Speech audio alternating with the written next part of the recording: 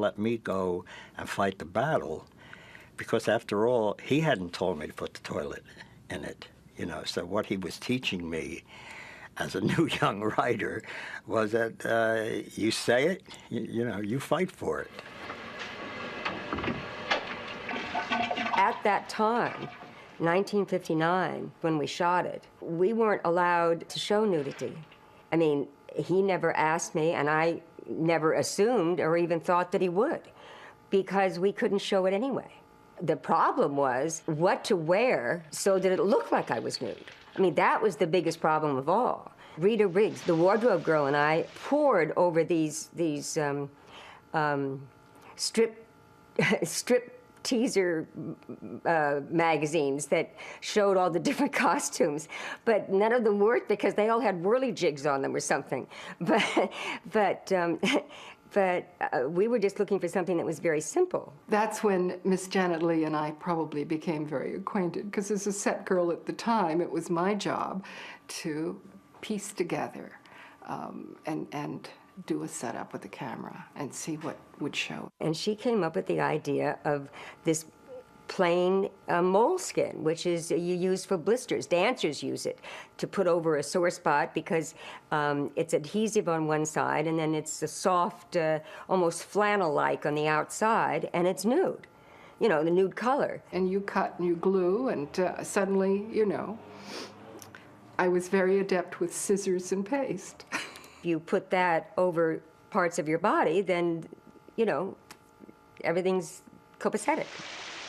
The shower scene, as I wrote it, was not broken down into the shots that we would ultimately use. There was no storyboard on it when I wrote it. I just described the fact that she gets into the shower and then someone comes in with a knife and kills her. In the book, it says that her head was cut off. And I wrote enough in my description of the murder scene to make sure that no one thought we were going to cut Janet Leigh's head off. And I don't think that Hitchcock ever really imagined that. But Hitch had very strong ideas about that scene. So at that point, Saul Bass came in and did a storyboard on it. Over the years, this rumor sprung up that Saul Bass had directed the shower scene. I have heard that Saul Bass said he directed the shower scene, that he was the one that physically directed it. I want to put that to rest right now. I was on the set every second of every foot of film that was shot on Psycho, and Mr. Bass never directed a scene in that motion picture. Mr. Hitchcock directed every scene in that picture. Mr. Bass got full credit for what he did, and what he did was brilliant. I mean, his storyboard, I mean, his drawings of how he thought the showers should, you know, the angle. What Mr. Hitchcock, they conferred, and he said, show me what it's going to look like from this angle, and from this, and from that, because what I want to do is make a montage. Show me what it's going to look like so I can get in my mind the flash cuts. And he drew them very beautifully and graphically. Also, his titles were wonderful. But to say that he directed it, I tell you that no one directed that scene except Mr. Hitchcock. The famous shower sequence of Psycho was shot on a set that was no more than 12 by 12, 12 feet by 12 feet. It was a very small, confined set. The shower sequence took up 1/3 of my shooting time, actually. I mean, I think I worked 3 weeks on the movie, and the shower sequence took 7 days, 7 shooting days. So that was a good hunk of of my work. For the assistant director, who was kind of in charge of the schedule and the time and the hours, et cetera, the number of shots we had to do in there, and they weren't difficult for Mr. Hitchcock to direct and to take time. Once we rolled the cameras, it was a matter of seconds of getting the shot. It was up to Jack Russell, the cinematographer, to light each setup and to move the camera around from shooting straight down to straight up to cross angles to into the water. I mean, it was tedious for him and the time that it took to light. And then, of course, we had to have the warm water because we kept running out of that. We had tanks and had to heat them and keep them heated. There were many things we had to do that were behind the scenes. The actual shooting was easy. The water coming out of the shower head was a special rig.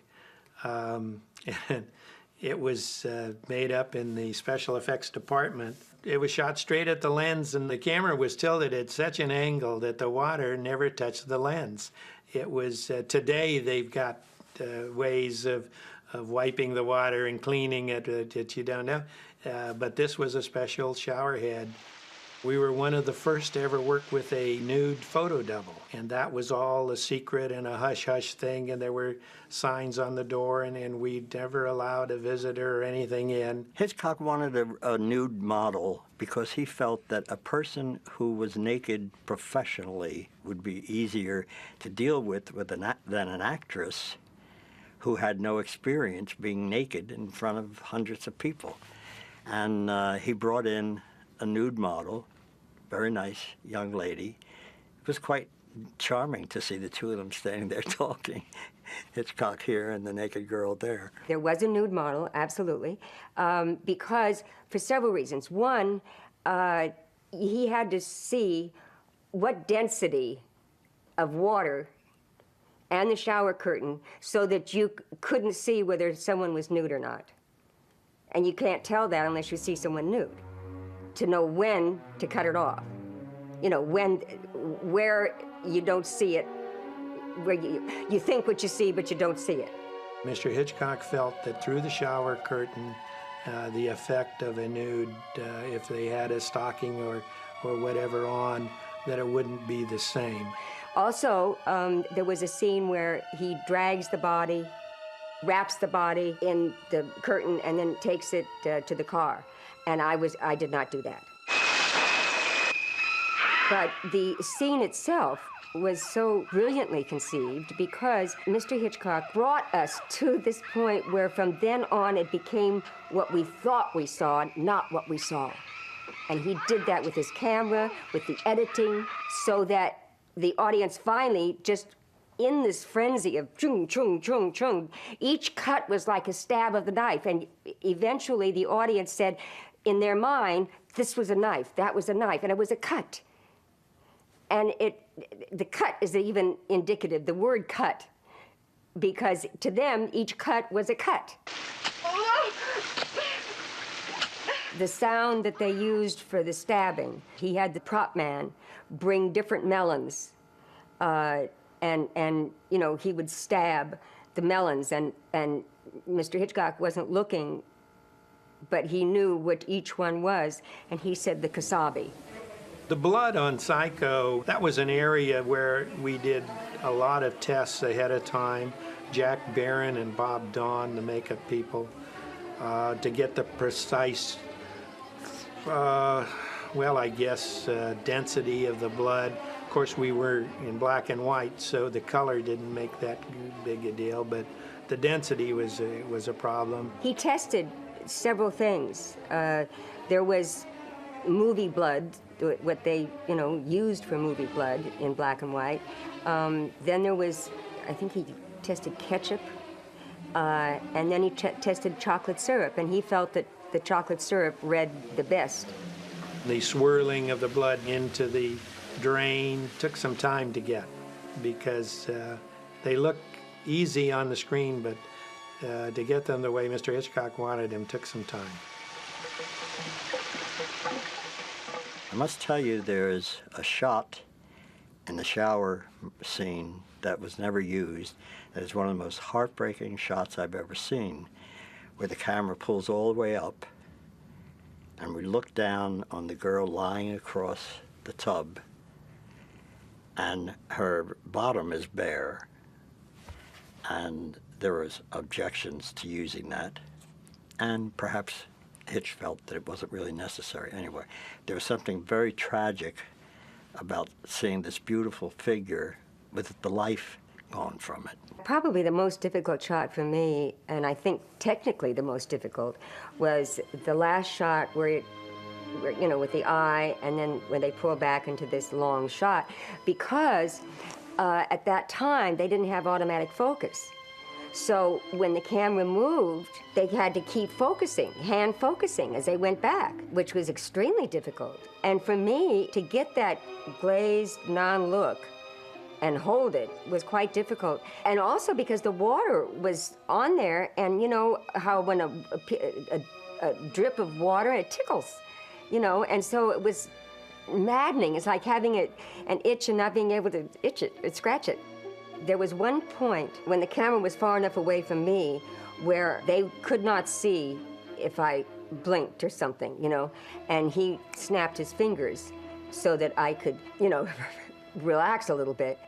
We did that, I don't know how many times. Hilton Green and I tried to remember the exact number of what take it was, but we know it was in the 20s. Contrary to what some of the dialogue is on the Universal tour, sometimes they say that Mr. Hitchcock turned cold water on me in the shower so that I would scream, you know. Well, that's exactly the opposite. He was so considerate of the temperature of the water that I would be comfortable, to the point where it almost caused a problem, because in this scene, I'm draped down with the head in position, and it's very uncomfortable, and the eye, and you know, it's all, very, and the difficulties technically. Anyway, finally we're getting something going. It seems to be going right. I didn't blow it. You know, the focus was going right, and the steam from the water had gotten to the moleskin. Now, I could feel the moleskin pulling away from my top part. And so I could feel this. It was just kind of like going, and I thought, you know what? I don't want to do this damn thing again. I really don't want to. And all the guys on the scaffolding, I think they had double duty up there, quite frankly. But anyway, so be it. But there were a lot of guys on the electricians up on the scaffolding. And you couldn't, I knew the camera couldn't see it because I was over the top. I knew the camera couldn't see it from the angle that I was. But I knew that they would get an eyeful. And I said, I'm not going to be modest, you know, let them look, because I'm not going to stop this shot. I am not going to stop this shot. And I didn't, and they did. Tony Perkins at that time was in New York and was not present at all.